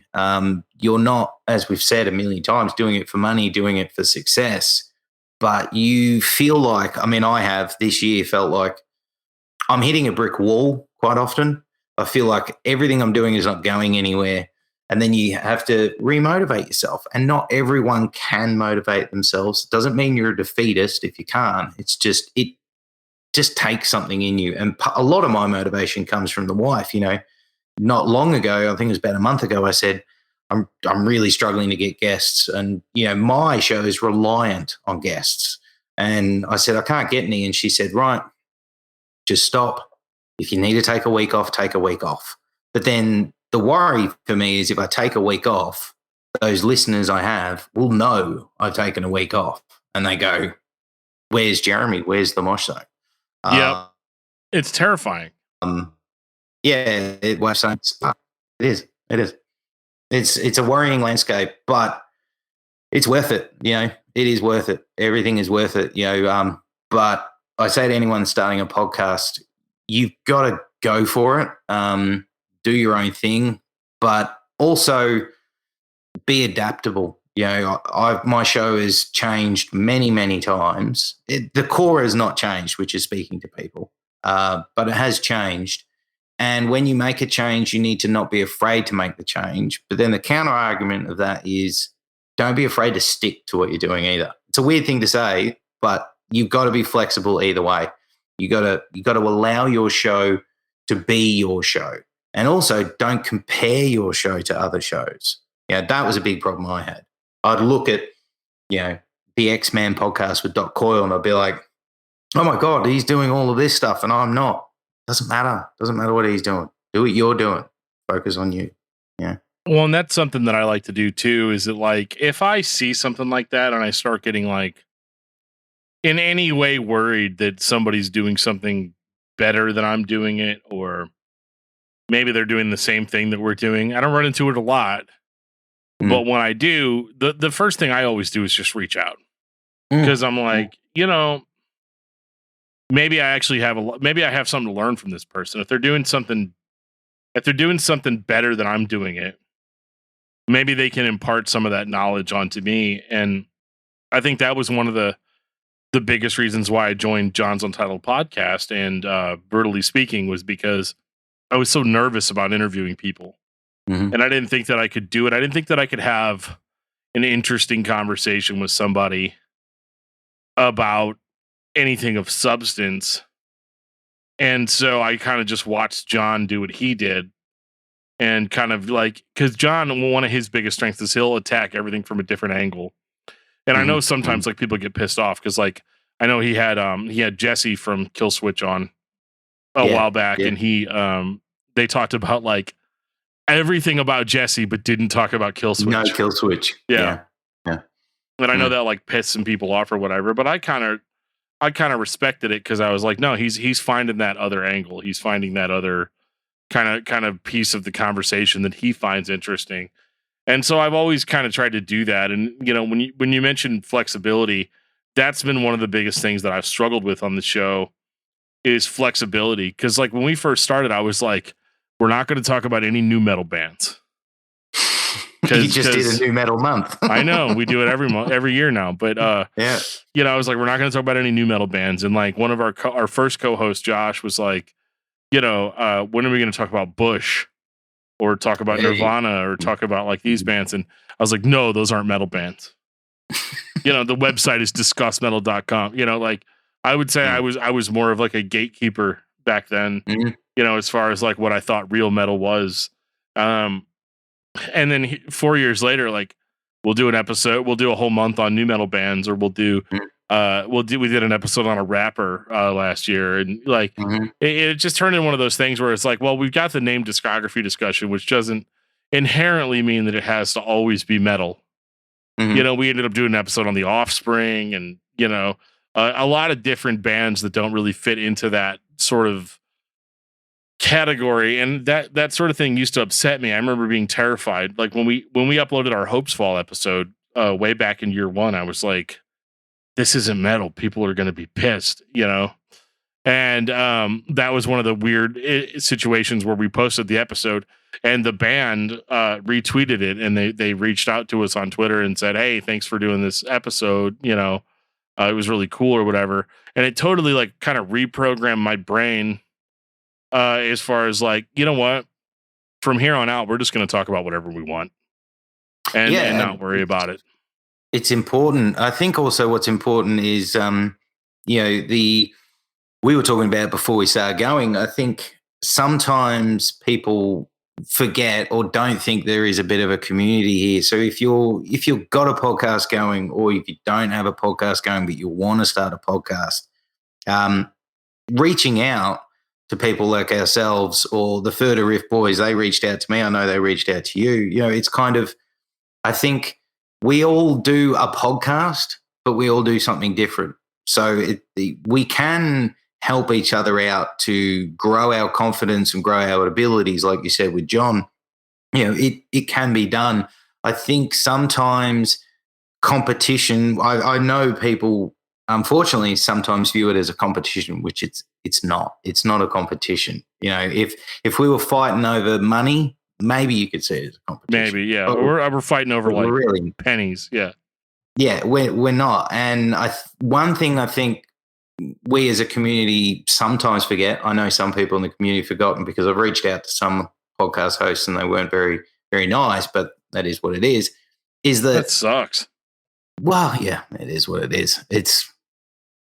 But one thing that we've got is that my listeners are going to also be listeners of Roach Coach, Discography Discussion, Further Riff. When you listen to a podcast, I will be very surprised to hear anyone say they only listen to one podcast by one brand or guys. It's just not a thing. It's a bit different with music. Some people will go like, I listen to Metallica and only Metallica. Okay, that's fine. That's your thing. But podcasts, you delve in because you go here for that, then you go here for that, and you go here for that. So when we kind of work together and build each other up, like how you're learning off John, I think it just makes all the shows better and stronger. I get a bit sad seeing people think it's a competition. And one thing I will say is that because of the landscape of the world, more podcasts are out there. I think that's the only thing that people now know podcasts more is because there is so many popping up left, right, and center. So, I mean, hey, that's good, I guess. Yeah, you can find a podcast for anything that you're into. And I'm into a lot of things. I don't just listen to music podcasts, I listen to a lot of like true crime. I like watch a lot of YouTube shows too. One's called Down the Rabbit Hole. I listened to one. I listened to one of those episodes today. This dude does like long form documentaries, and they're just as good as like Hollywood documentaries. And he just puts it up on YouTube, and I think that's awesome. That was kind of part of our strategy earlier on. Was we started reaching out to YouTubers, because a lot of the questions that I get asked whenever somebody asks me to be on their podcast, which doesn't happen that often. Like I said, when the Further Riff guys reached out to me, I was like, I remember they reached out and they're like, hey, we really want you to come on our show and talk, and I remember being like, you just had Jamie King on. That's like a way better guest, like go back and talk to him, and do that too, yeah. Yeah. Well, I remember too, because he comes back, he's like, dude, we just had this awesome conversation with Jeremy from the Mosh Zone, and I was like, see, dude, you have better guests. I don't like you guys let me go on and on and on and on and on and on and on forever about nothing, you know, like well, mine went on. I mean, mine's like a nearly 4-hour conversation with those boys. Like insane. My weird thing with Further Riff is I know he was like, yeah, pick a band, or no, he was pick an album. And I tried way too hard, I think, for that like 3 hours or however long it was to like try to stick to that. Like everything that I said, I like tried tying back into it, and some of it was like really a reach, like to get it to go back into what the subject was. But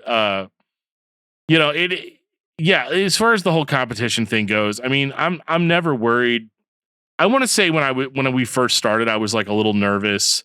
I always tell this story about how I met John. Is that we were all really big fans of the Talk to Me podcast with Joshua Toomey, and he and what Toomey did whenever we kind of all started kind of showing up on the scene, he'd been already doing it for a couple of years, and so he was kind of like, in my mind, he was like this really big podcaster, and I think he still is. Like he just got added to. He's like part of the official like Knot Fest. So that. All that. So like he's definitely like still like a really big name in this podcasting. But we thought it was cool. We asked him to be on our show, and he agreed to it. And after that, we kind of just stayed in contact. And when he'd get a really cool guest, he'd be like, "Hey, so and so wants to do more podcasts. Would you guys be interested in talking to him?" And I'd be like, "Yeah." And then so we would post our episode with that person, and then John's Untitled Podcast would post an episode with that person. And that was the first time I was like, wait a minute, why has he got all the same guests that we have, every single week or whatever? And then I reached out to John, and John was like, yeah, he's like, it was Joshua Toomey. Joe's commenting on our stuff. There you go.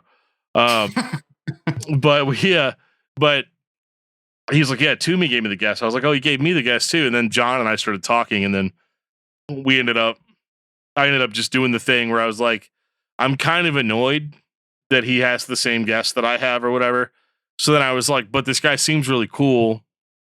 So I invited him on to do a discography discussion with us, which resulted in the now infamous As I Lay Dying episode.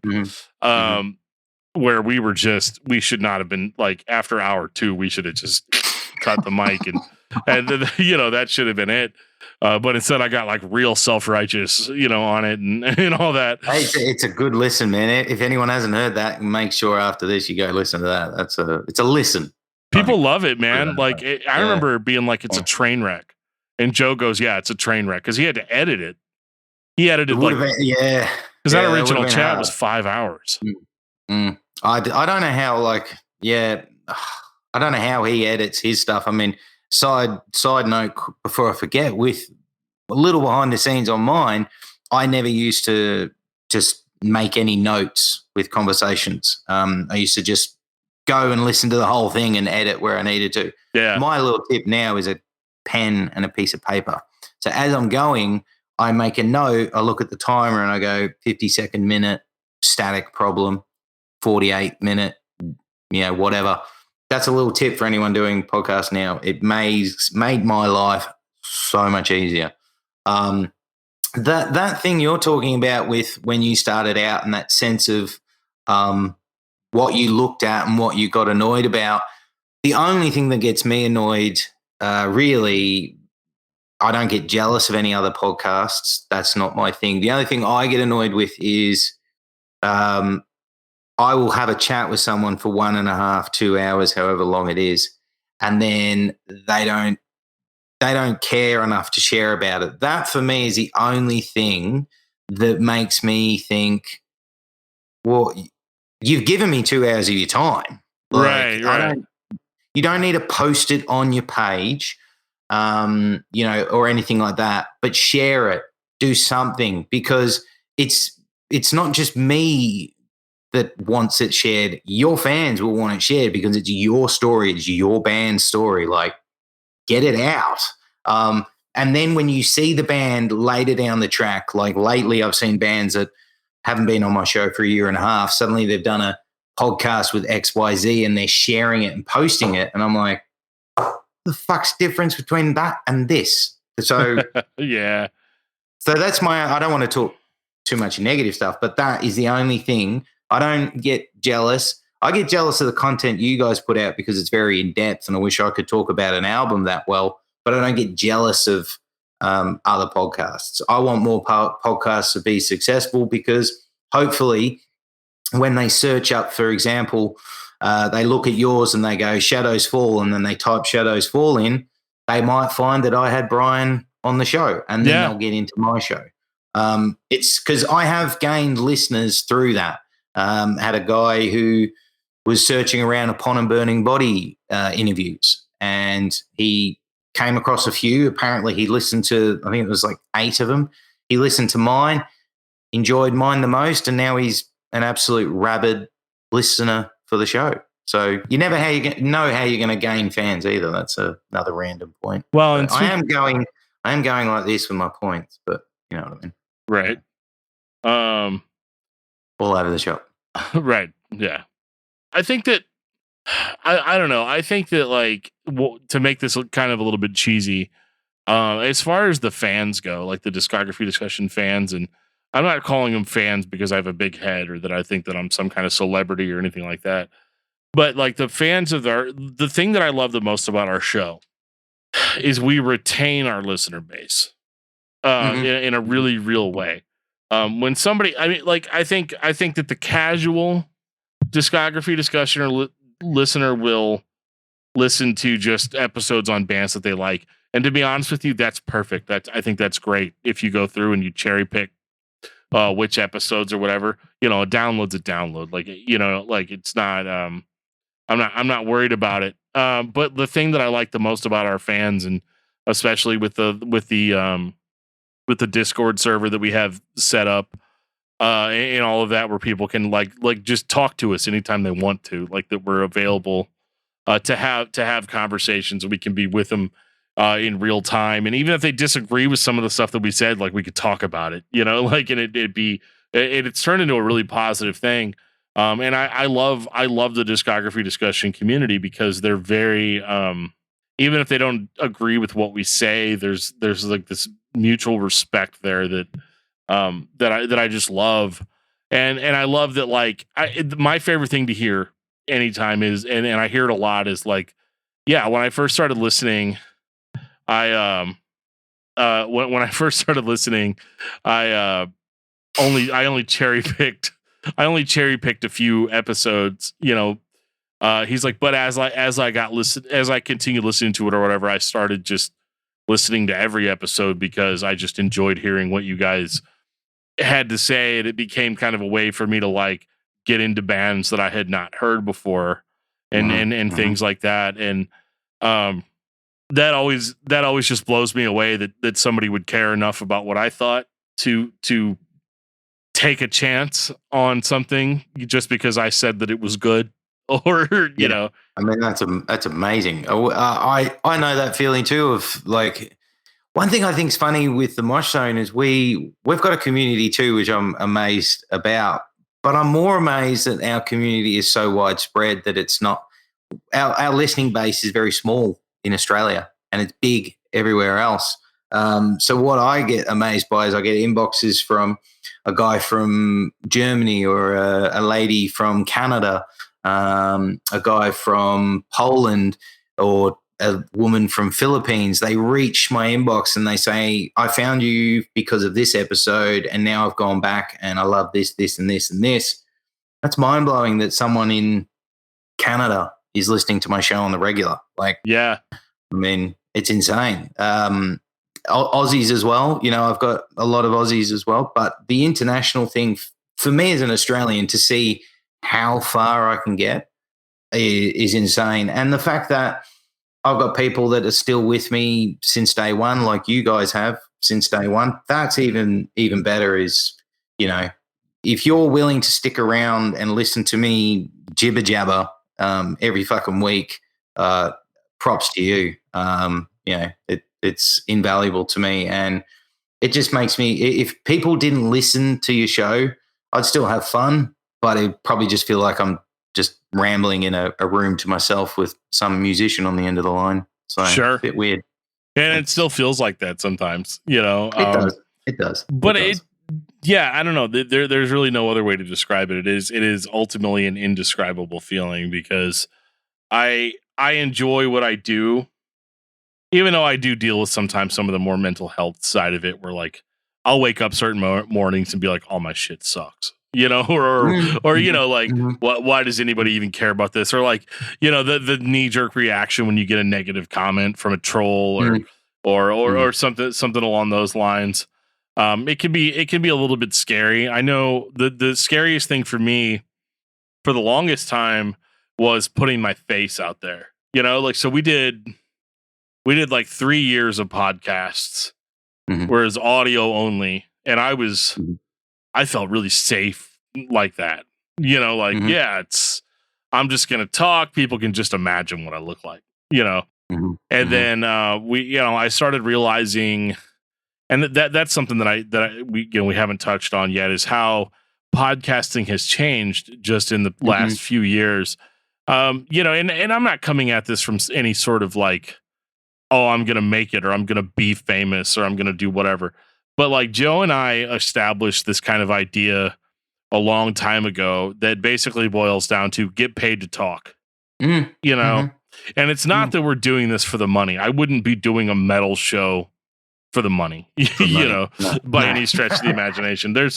And don't get me wrong, we do have a very strong Patreon, program, and I'm thankful to everybody that contributes to that. But it's not like me and Joe go quit our job money, like it has been very gratifying seeing the show be able to pay for itself. Has been really nice. But my point is I started realizing that, like, if I want to grow any bigger than I've grown, because the podcast really took off in like 2019, and I was like, okay, this is great. This is awesome. This is also as good as it's ever going to get. As far as downloads and as far as people interested. So if we're going to do this, we have to kind of start stepping our game up, to a certain degree. And that's when I was like, all right, I'm going to start doing my interviews live. Or I'm going to start doing my, I'm going to start gaming, on Twitch, and like, as dumb as that sounds, cause I did find out pretty quickly that like the discography discussion fan base doesn't really doesn't give a shit like that I'm gaming, you know. But at the same time, people will pop in and chat. They'll pop in on the chat while I'm playing, and just want to chill. And so now I kind of think of it more as like these are just my office hours. So like if you want to chat with me or whatever, I'm just hanging out, I'm playing a game, I'm having a good time. And if you want to talk, you want to go back and forth. So it was one of those things where I started realizing that the kind of the wave of the future is kind of like getting yourself out there on video.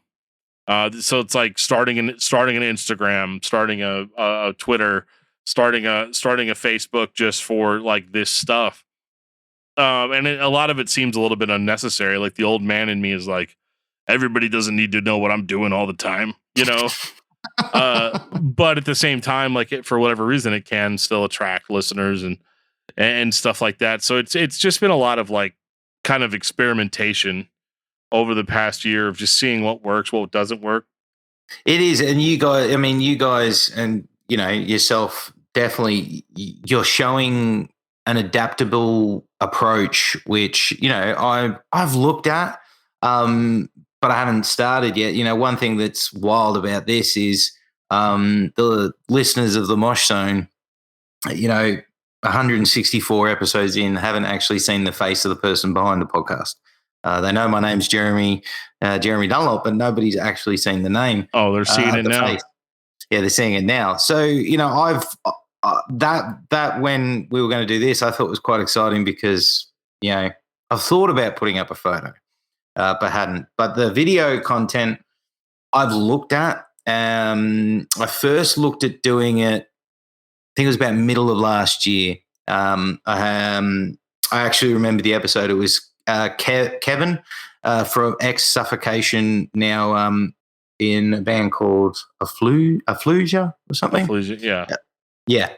So I recorded it, but I then had so much hard time trying to sync the audio up and stuff. So for me, it's going to be another level of learning which I need to put into practice. So that's why seeing what you're doing with like this and the Twitch, I have a lot of respect for, because I haven't got the skills at the moment or the technology really, to be honest, to get to that stage. But I mean, podcasting is going down this path. I mean, a lot of podcasts now are predominantly video based, and later you have the audio, you know, like you do. It's the way to go. But for me, I've looked at it, I've thought about it a lot, but I just haven't started it yet. And I think that's probably the old man in me, that I'm happy with what I'm doing, but I need to push the boat out, and I haven't quite taken that step. And I need to take that step because part of the nervousness is it's when you're learning to do podcasting, you can make a mistake here and there and you can kind of cover it up. Yeah. But when you're learning a new program like video editing or you're on live streaming, it's pretty hard to cover up a mistake. And that just, I guess, makes me a bit nervous. But I need to adapt. I need to get a better computer. I mean, there's a lot of things I need.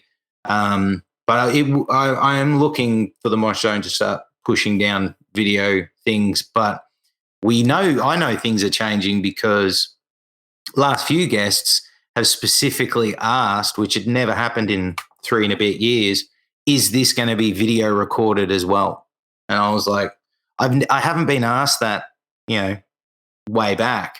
But now in the last 2 months, everyone's asking it, is this audio and video or just audio, et cetera, et cetera. So it means the Mosh Zone needs to evolve as well. Yeah, and I'm not trying to put you on the spot or anything on that. I mean, look at me. Earlier, we went live, and I go, oh, shit, I forgot to hit the recorder. You know, like, you know, but at the same time, too, like, I found that the audience kind of enjoys that stuff. You know, where it's like, dude, I'm a human being. Like, everything that I say and do is not cut and edited to the nth degree. You know, like this is real life that we're doing out here, and we're talking and we're having a good time. And I think that, hey, Joe's here. He's always watching. He's always watching. Hey, What's always going watching. On? What's going on, man? I am everywhere. Yes. With the guitars in the background, too. Oh, yeah. Well, that's the studio. So if you look behind him, that's where I normally would sit. That's my spot. I even have the same. If you look behind him, I've got the same microphone there that I have here. Yes. Yeah. And so Joe's got all the good stuff. We were just talking about editing and video and all that stuff. And but yeah, like more to your point. Definitely don't feel like it's something that you have to be the best at right out of the gate. I mean, I had no idea what I was doing when I started doing all the video stuff and just kind of recording myself. I mean, Joe bought me like a $20 camera, a $20 or $30, $50. I don't know. He bought me a webcam on Amazon.com, and he's like, "Here, just put this on top of your computer monitor, and it'll be good, And then he got me like a USB interface and all this stuff or whatever. So it's one of those things. It's like it's all a gradual process, Like I was telling you, even with that Howard Jones interview that I did. I was on a card table with a MacBook Pro with a terrible USB mic, like one that's not even as good as the one that you have. Like, I mean, it was this is my backup mic too. So it wasn't great, but I think that I think what you're doing is awesome, and I think that like you were saying, as far as like competition and stuff, I like to just think of us as all one big kind of family. In that, to quote Josta, high tide raises all ships. So like, if we're doing well, consequently, you're doing well. Because I think a lot of people, I've had a lot of people, oh yeah, I like listening to your show. I like listening to Roach Coach. Let's listen to Mosh Zone. I like listening to me, like all that stuff. Like we're all kind of together, even if we're not necessarily like all working, we're not all on the same payroll, so to speak. We're all doing kind of the same. Is there a payroll? I don't think there's a Joe, is there a payroll? I'll get back to you after the check clears. Oh, that means no. That means no. Oh, and Further Riff. I forgot to mention that Further Riff, I think that Michael's praise hands are just because Joe showed up. I'm not. Oh, probably is. Yeah, he was getting a bit bored of our mugs, and now he sees a pretty one, so he's like, "Yeah, praise that. Yeah, bring that." I mean, look at you guys, and then look at me. I mean, my God. But you got a sweet beard, dude. Let's be honest. I do, actually. So I'm going to be honest with you guys because we're live, and this is the perfect stuff to talk about when we're live. I jumped in the shower early, so like I got off work today at about 3:30, and I called my wife and I go, "Hey, can I get a haircut and like a beard trim or something because I got to do a live thing tonight, and I don't like I look kind of bad, like I look kind of shabby." And she's like, "Yeah, I guess that's fine or whatever." But I ended up not going because traffic was really bad, and my son had to be at like T-ball and stuff tonight, so which ended up getting canceled because there were 3 raindrops outside, and so basically I was like, oh crap. So I got home, my wife made dinner for the kids. We put kids all to bed.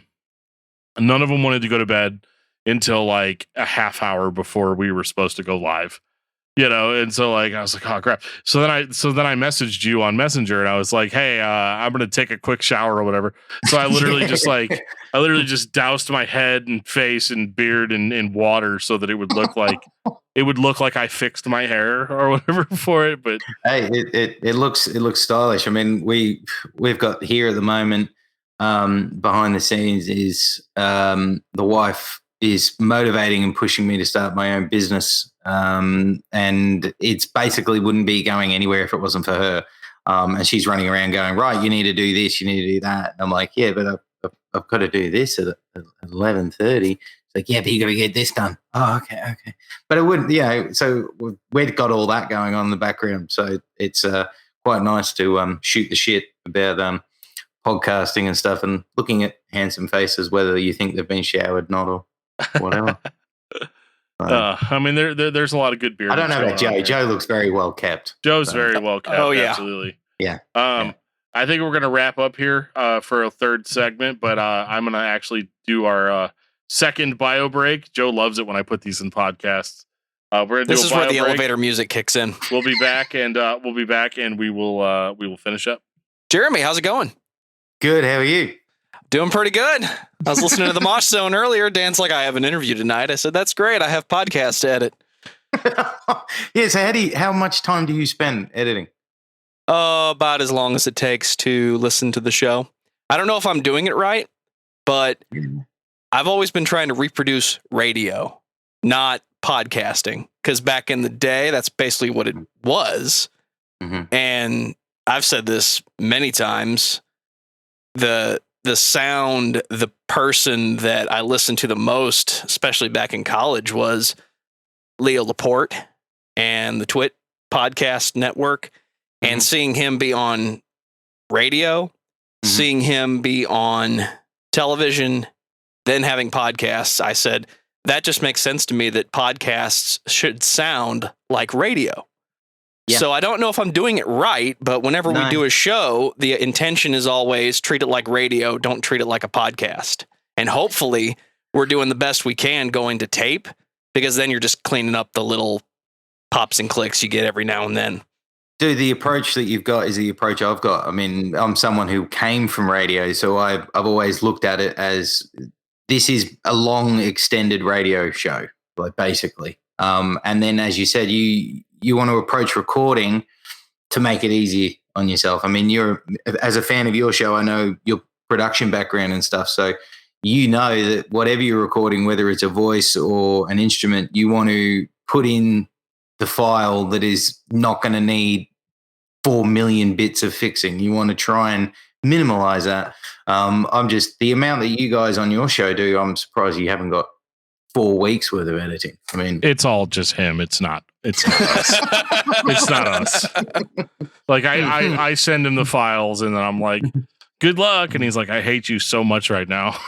Well, there was that one time you sent me the files and you said, I don't know if we can use this. And I said, have you listened to it?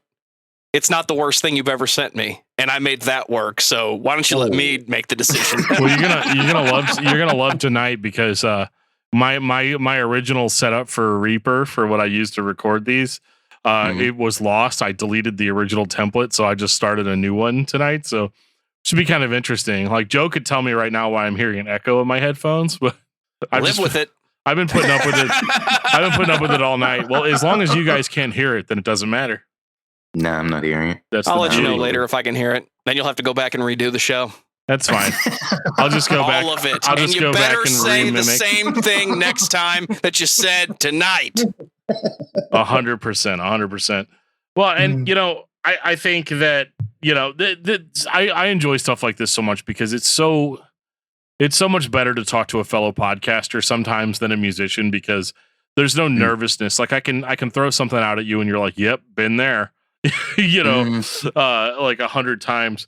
I mean, we spent probably the first 30 minutes, Joe. I don't know if you were watching, about how, like, people that just won't show up for an interview, or and I remember too, like back in the old days, like I'd drive all the way down to Joe's house and we'd be sitting there waiting for the interview, only to realize that it was not coming. And so we just drank a couple beers, ate some food, and that was the night.